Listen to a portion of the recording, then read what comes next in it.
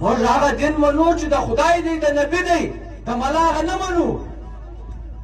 چې تا به ما ته راشې ته به ترجمه کوې او ته به بیا د دې تفسیر بیانې ته به راته وایې ته به روا کوې ته به نه روا کوې ته به منطقونه به دې کې بیانې هغه بیا د تا سره نه منو موږ پښتنو خو د هغه وایو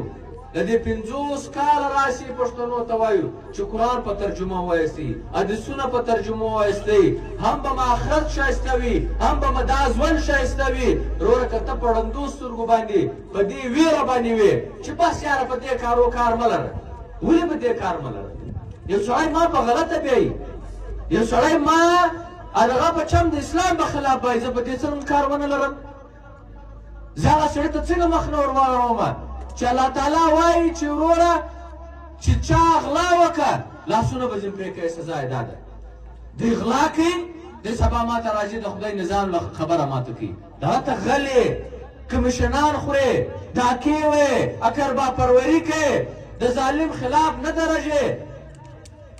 د مظلوم ملګرتیا نه کوې تا د خدای سره دښمني راخیستې ده او زه بس خالي په دې باندې یم چې وروره تا پر ځان باندې یو قسم د علما نوم یشته دی جامه دې کړې ده بس زه به تا ته دغه وایم